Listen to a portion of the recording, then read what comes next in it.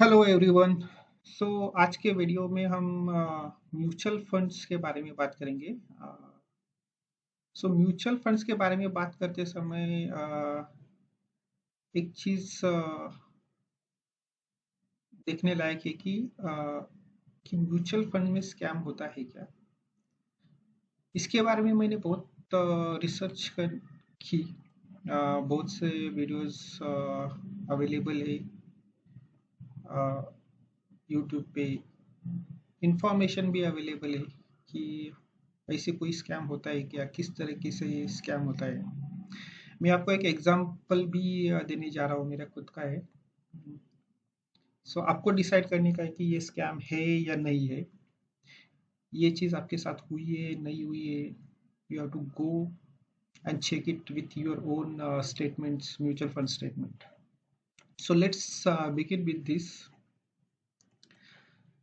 So I have my statement with me. Recently actually मुझे कुछ पैसों की ज़रूरत गिरी तो मैंने म्यूचुअल फंड से रिडीम किए थे। This is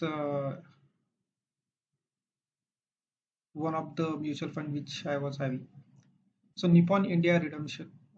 This is the snapshot of my mobile in transaction has took place. So इसमें आप स्ट्रेट फॉरवर्ड देख सकते हो कि ट्रांजैक्शन डेट 21 अक्टूबर है। रिडम्शन अमाउंट एनएवी जो उन्होंने कंसिडर की है वो 583 है। Unit is around 92। Amount which I received is around 54,000। So all this details है, ठीक है। तो ये ट्रांजैक्शन होने के बाद मुझे ऐसा फील हुआ कि ये जो एनएवी उन्होंने कंसिडर की इट्स नॉट करेक्ट। ओके। सो इसके बारे में मैंने बहुत से एक्चुअली निपॉन इंडिया के साथ भी क्वेरी रेज की है, जिनके थ्रू जिस प्लेटफॉर्म के थ्रू मैंने ये ट्रांजैक्शन किया है उस प्लेटफॉर्म के हेल्प डेस्क पे भी मैंने क्वेरी फिल की, लेकिन मुझे सेटिस्फैक्टरी आंसर नहीं मिला है।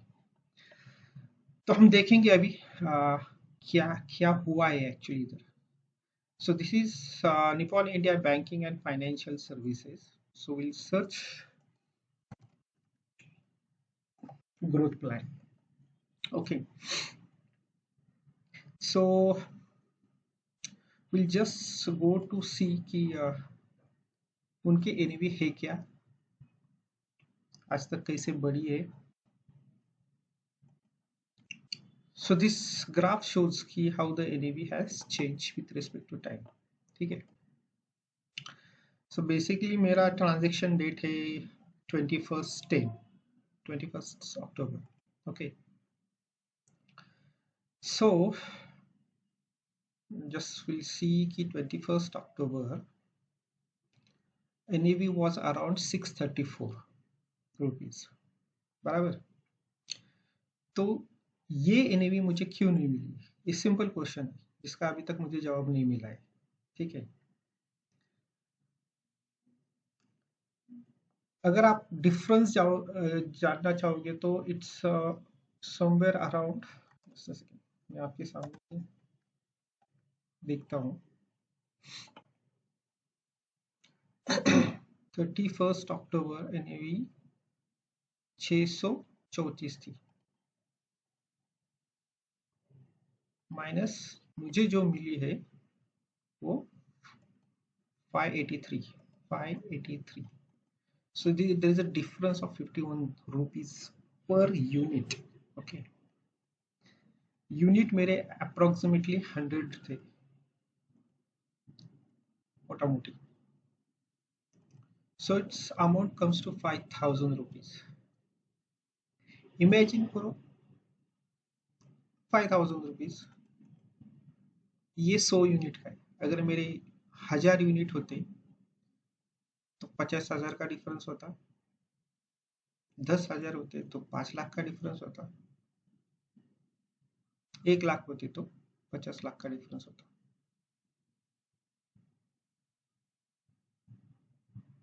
सो ये यूनिट कितने रिडीम किए इसके ऊपर वो अमाउंट बढ़ती जाएगी। तो डिफरेंस कितना है? It's huge huge. ओके, एक यूनिट पे 51 रुपीज, अराउंड 50 रुपीज का डिफरेंस आ रहा है। तो मैंने ये भी देखने की कोशिश की कि ओवर द पीरियड की क्या सिचुएशन है। ठीक है, so again this is the snapshot of the statement.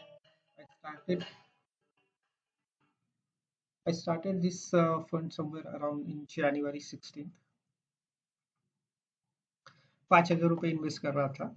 मुझे उनके एनएवी के हिसाब से ये अमाउंट उतने यूनिट्स मिलते गए, ऐड होते गए। सो मैंने देखा कि 16 जनवरी 2024 को क्या एनएवी थी। Okay, will go again on this graph, go to the 1 year. हमें 16 जनवरी का देखने का है। ठीक है, 16 जनवरी को 553 थे।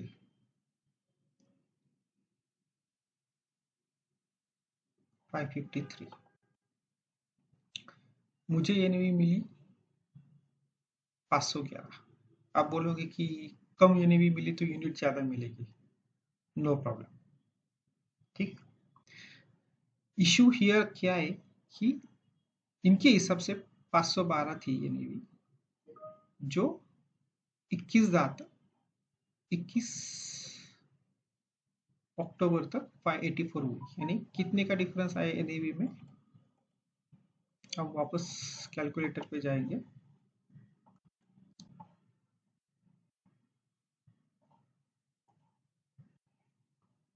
-584 512, 72 रुपीज एनवी का डिफरेंस है जनवरी से अक्टूबर तक। ठीक है, अगर आपने यहां देखा जनवरी से अक्टूबर तक 16 जनवरी 537 टू अक्टूबर, समवेयर अक्टूबर, हमें कौन सी डेट लेने की है?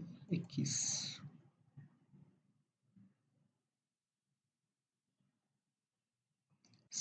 634, 537, 634,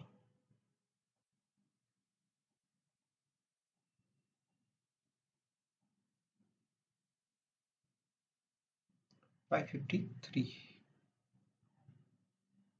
माइनस 553, 81 रुपीज का डिफरेंस है। यानी 81 रुपीज से बड़ी है।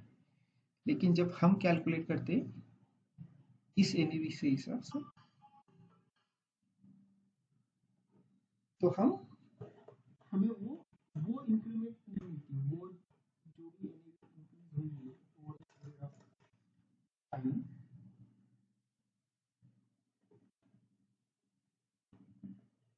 वो तो नहीं मिली है। बराबर।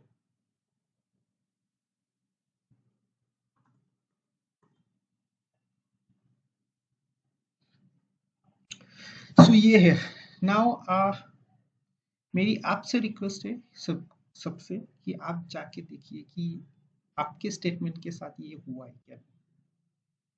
ठीक है, मैं इसी तरह के वीडियो अभी बनाते जाऊंगा, ये लोगों को दिखाने के लिए कि उनको वो जो बोलते हैं कि म्यूचुअल फंड सही है, म्यूचुअल फंड में over the period of time अच्छे रिटर्न्स मिलते हैं, लेकिन वो रिटर्न्स एक्चुअल रिटर्न्स से मैप हो रहे कि नहीं, मैच हो रहे कि नहीं, ये बहुत इंपॉर्टेंट चीज है। और आपकी इन्वेस्टमेंट में एक्चुअल कितना रिटर्न्स मिलना चाहिए as per that particular mutual funds growth, ये आपको क्रॉस चेक करना चाहिए। सिर्फ इन्वेस्ट करके छोड़ देने से कुछ होने वाला नहीं है। सो अगर आपको और कुछ इंफॉर्मेशन चाहिए तो मुझे आप कमेंट सेक्शन में लिख के बता सकते हैं। आपके साथ ऐसा कुछ हुआ है तो वो भी आप बता सकते हैं। You can get get in touch with me. मेरे डिटेल्स डिस्क्रिप्शन में दिए हैं।